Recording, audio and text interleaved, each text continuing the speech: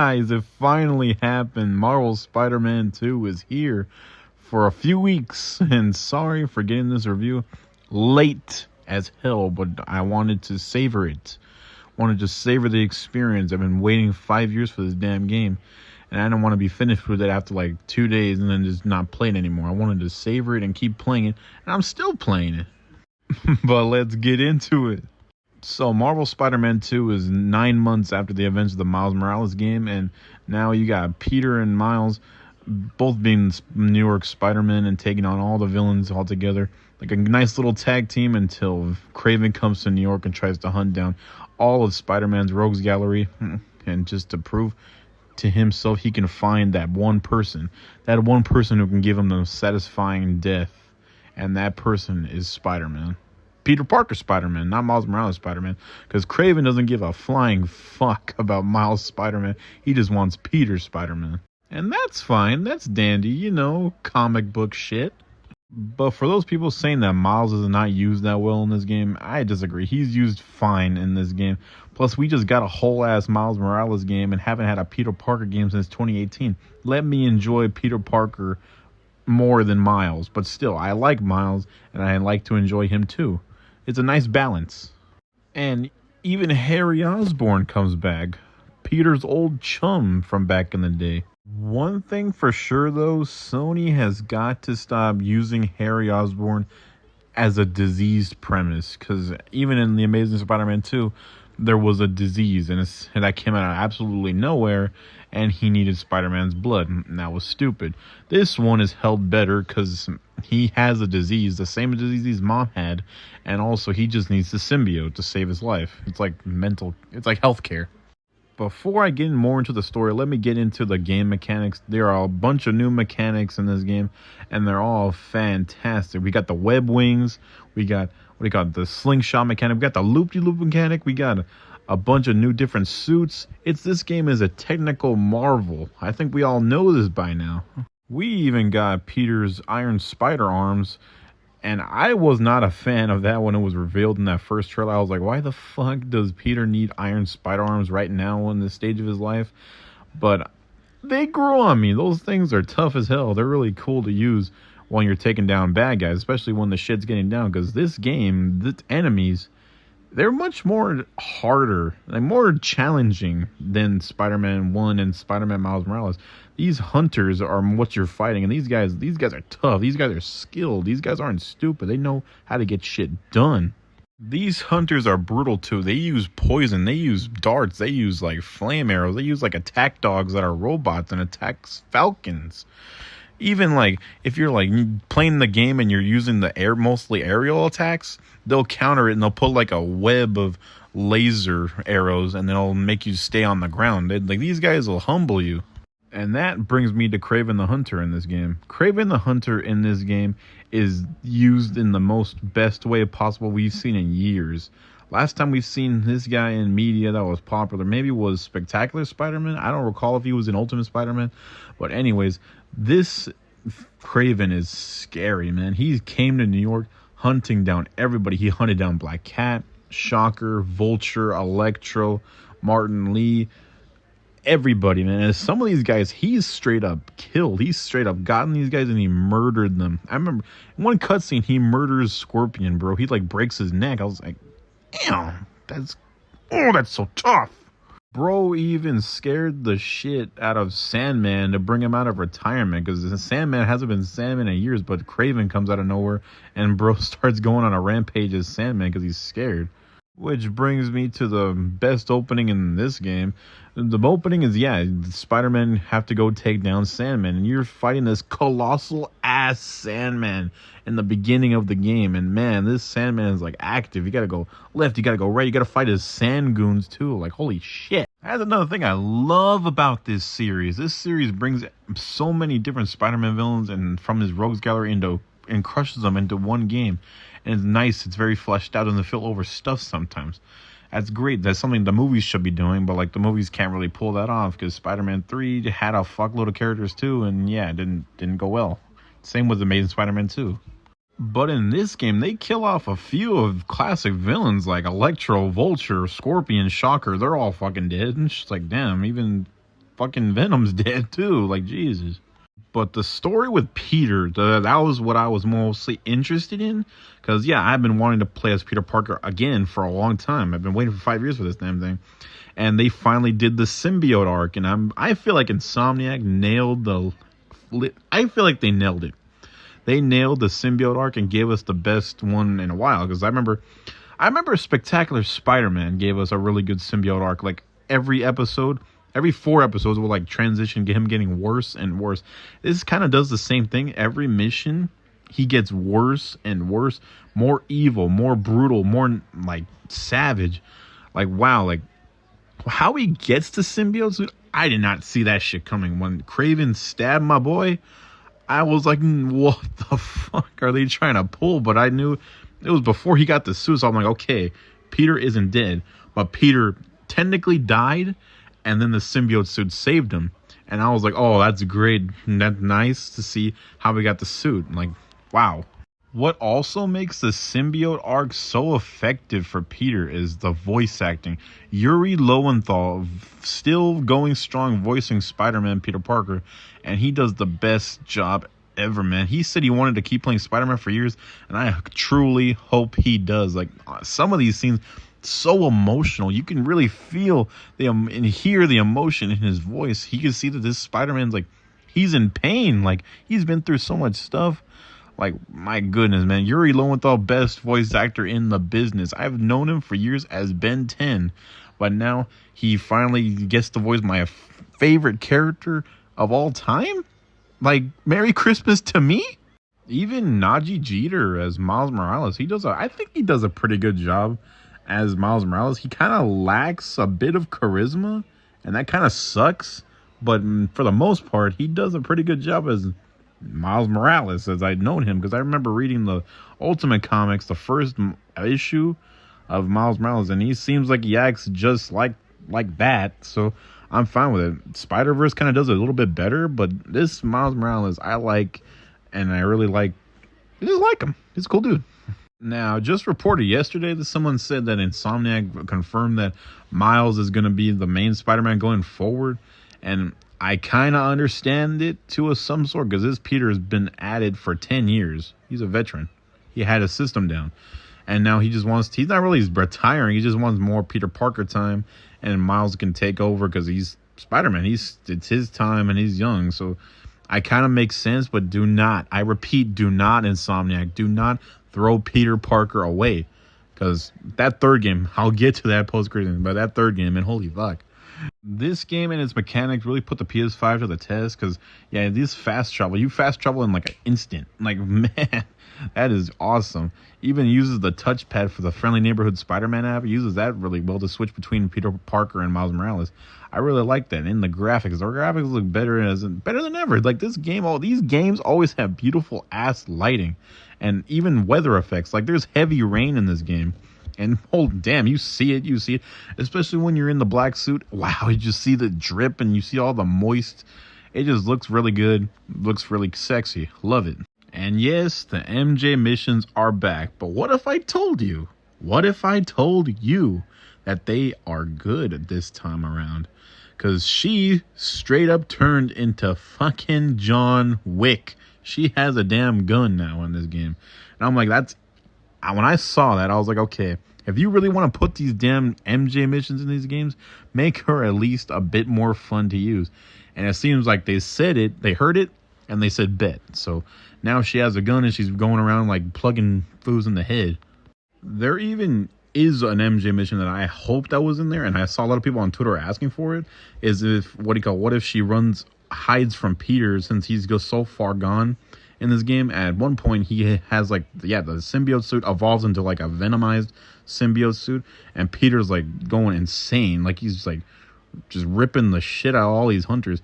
And then Mary Jane tries to snap him out of it, and everyone was like, oh, what if there was an MJ mission where you just run and hide from a monster like Peter?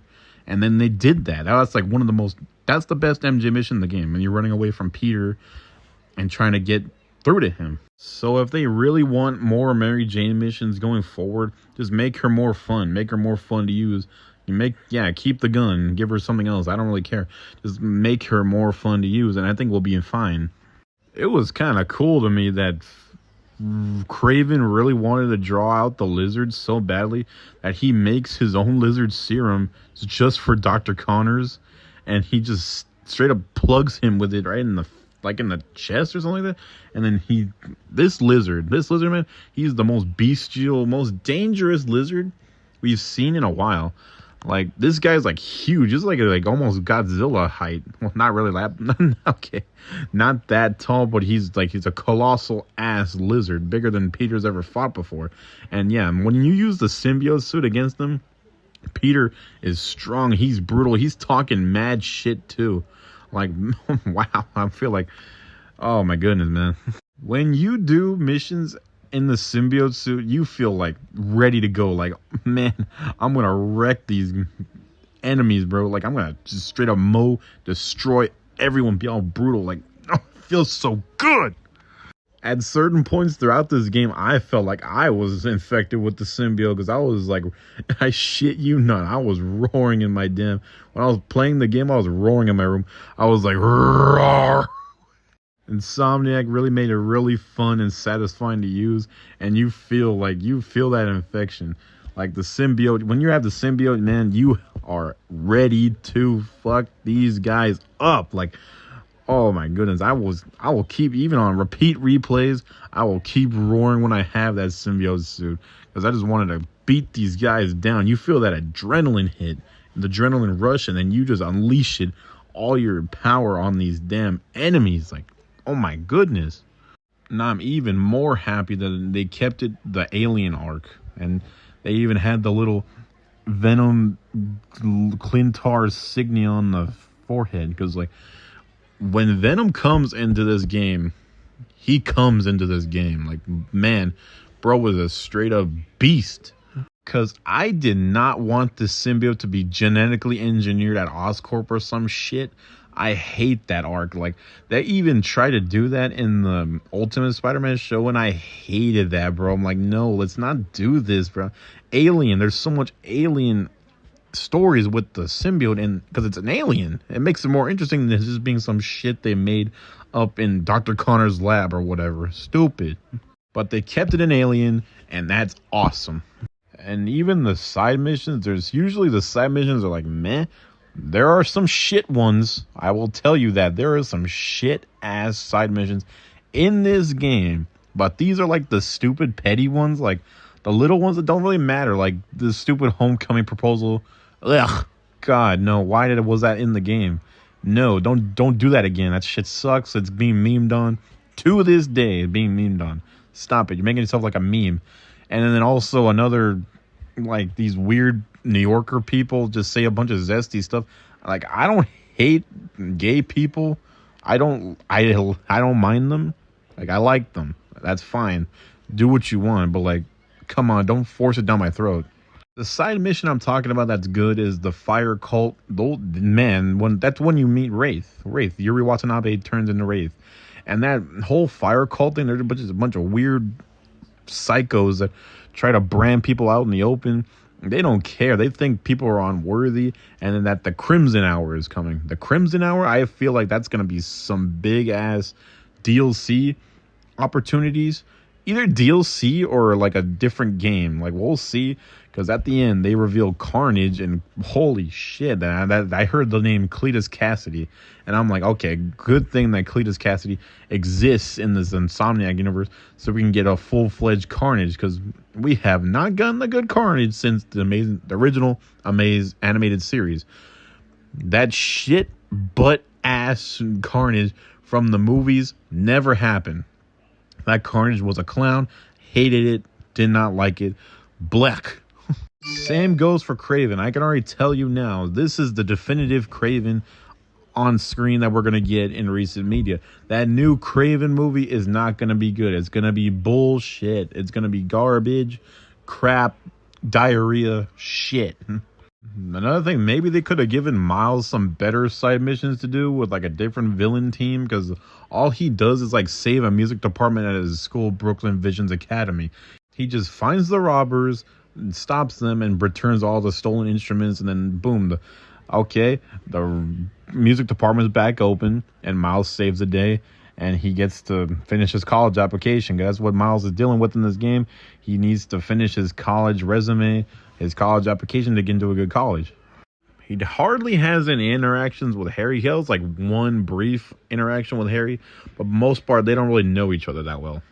Harry just sees Miles as like that one friend that like that new friend you make when you reconnect with the old friend. He's like, oh, he's got a new friend now? Damn, bro. Anyway, but as soon as when you have to get rid of the symbiote for Peter, Miles is used the best, and from that point on, used that literal best. They gave us Peter versus Miles, and man, I was fighting hard to snap Peter out of it, and they finally gave us the smash square when you rip the symbiote suit off. I was like, oh my god, yeah! That smash square to rip the symbiote suit off, that was so satisfying. I was straight up like, get this shit off me! Then Harry turns into Venom, showing all them 19 inches. And then what do you call him? When we play as Venom, we're just straight up murdering the fuck out of all these people. And then when it's Venom versus Kraven, you just spank Kraven, bro. And oh my goodness, you just spank that dude, and then he's dead. He eats his head, man. I was like, whoa. I'm glad that Insomniac has balls, bro, and they're not afraid to show them. Like, they show blood when they need to. Like, that's great. Venom is brutal. He's tough, man. He straight up beast, like I said. He turns Mary Jane into Scream, bro. And even when she Scream, she's even tough. Like, all of his slime goons who have that symbiote insignia, they're all tough, man. Like, I mean, you think the hunters are tough? These guys are even tougher. Like, you just hit these dudes, and if they fall, they'll just jump right back up on both feet, ready to scrap. Man, you think you're good at the game, these Spider-Man games, you think you're good at them now, but like, this game will straight up put your skills to the test. It put mine to the test, and I think I'm pretty good. But bro, the thing that makes Venom also the more scarier is Tony Todd. Tony Todd voices Venom in this game, and I love his monstrous evil voice. Like, he voiced Zoom in the Flash season 2 for the longest time, because when he would bring him back and shit, but now he's Venom. I was like, when I heard that casting choice, I was like, oh my god, it's so perfect, bro. He has that monster voice. I love it. Like, Insomniac Venom makes Sonyverse Venom look like a bitch. Insomniac Venom will beat the living shit out of you, call you a bitch, and then pee on your corpse.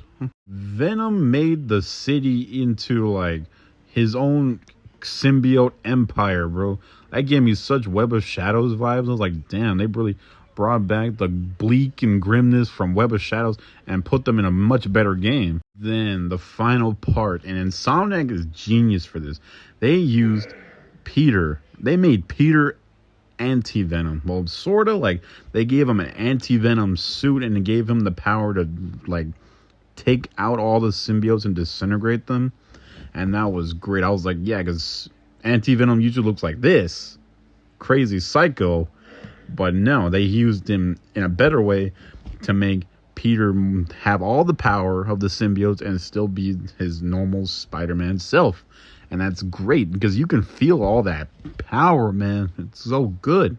It all leads up to a nice, satisfying conclusion using both Peter and Miles to save New York City from Venom. And man, bro, even the post-credit scene for the third game gets me even more hyped. Like, Green Goblin is definitely going to be in the villain of the third game. And even Otto Octavius, him visiting his old partner. They're both Green Goblin and Doc Ock. Maybe even Carnage. If we don't get the Spider-Man 2 DLC, Carnage will definitely be either in Spider-Man 3 or in that so-called Venom game that may or may not happen. We will see.